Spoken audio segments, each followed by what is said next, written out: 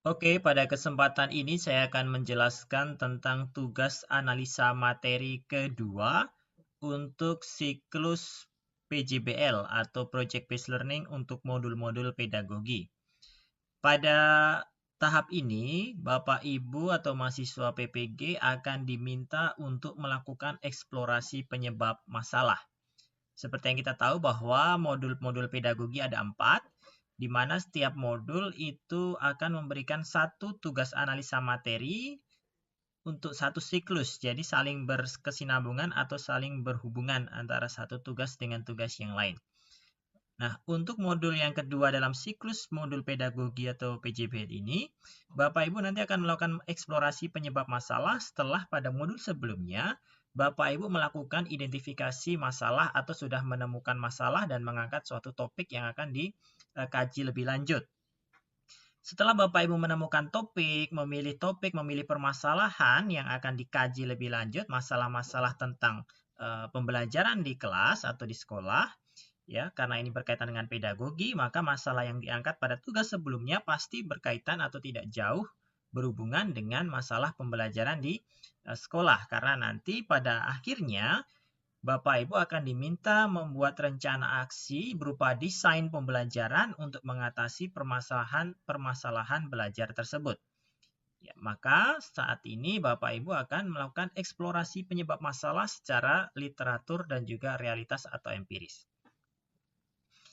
Nah, pada tahap kedua ini, Bapak Ibu diminta untuk menggali akar penyebab masalah yang dilakukan dengan cara menemukan teori-teori, ide-ide, atau gagasan dari literatur yang dibaca, dari sumber bacaan, buku, jurnal, ya, dan menggali akar masalah yang dilakukan dengan cara menemukan realitas yang diamati di lingkungan. Jadi Bapak Ibu diminta untuk mencari akar masalah ya, penyebab masalah, mengidentifikasi penyebab masalah ya, dan kemudian menemukan akar masalah dari masalah yang sudah diangkat sebelumnya, penyebab utamanya ya, penyebab utamanya atau core-nya, akar masalahnya itu apa. Setiap permasalahan yang muncul, yang Bapak Ibu ungkapkan pada tugas sebelumnya, itu biasanya hanya gejala-gejalanya saja ya. Gejala-gejala yang muncul di permukaan, misalnya siswa kurang motivasi, kurang semangat belajar ya, hasil belajarnya rendah, lalu kedisiplinannya kurang dan segala macam. Nah, itu semua rata-rata yang diungkapkan Bapak Ibu itu hanya gejala yang muncul. Nah, gejala yang muncul itu ada akar masalahnya, ada penyebab utamanya. Nah, di sini Bapak Ibu diminta untuk menemukan penyebab-penyebab itu, eh, menemukan penyebab masalahnya secara literatur dan realitas.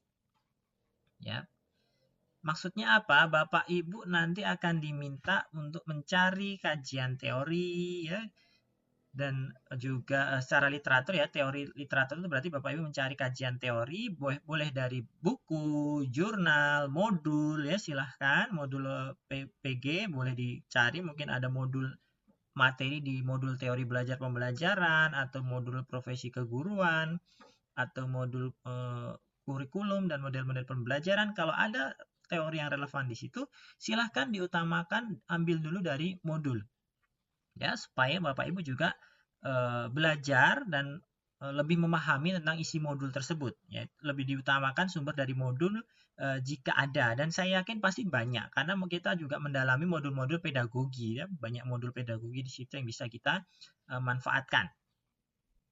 Nah, silakan buat kajian teori, kira-kira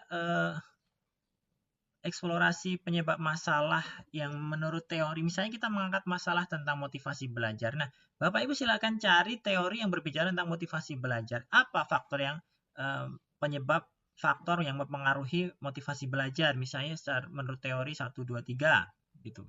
Atau kalau misalnya masalah tentang rendahnya hasil belajar, nah silahkan cari faktor yang mempengaruhi hasil-hasil belajar secara teori ya, boleh dari jurnal, dari hasil penelitian ya, atau dari modul, tapi sekali lagi saya sampaikan utamakan dari modul.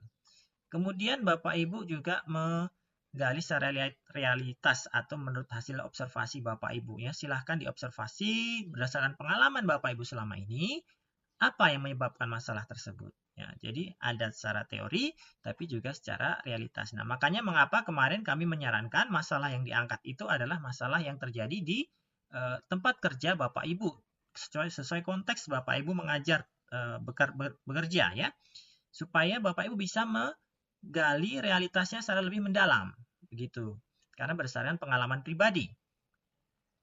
Nah, nanti silahkan Bapak Ibu bisa mengerjakan langsung di template yang sudah disediakan ya, disediakan di sini oleh dosen. Nah, di sini ada alur prosesnya kami buat supaya Bapak Ibu bekerjanya itu lebih sistematis, supaya lebih teratur dan terarah. Silahkan ikuti alur prosesnya di situ. Lalu langsung dibuat analisa deskriptifnya di kolom tabel sebelah kanan ini.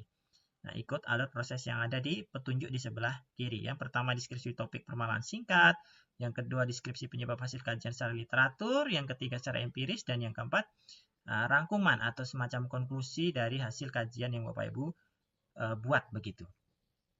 Baik, untuk tugas kedua ini saya rasa tidak terlalu rumit, terlalu sulit karena Bapak Ibu mengangkat permasalahan berdasarkan pengalaman atau konteks setempat. Jadi saya rasa ini semua sudah Bapak Ibu kuasai karena Bapak Ibu sudah alami setiap hari di lapangan.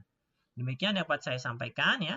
Silahkan dikerjakan di Word, lalu nanti di save as dalam bentuk PDF dan diupload di LMS. Nah, pastikan Bapak Ibu bisa upload hari ini sebelum tugas tes akhir modul ya dibuka nanti pada pukul 1:30 WIB sudah dibuka. Jadi sebelum dibuka silakan diupload terlebih dulu supaya Bapak Ibu nanti bisa mengerjakan tes akhir modul. Demikian yang dapat saya sampaikan. Semoga bermanfaat. Selamat bekerja. Tuhan memberkati.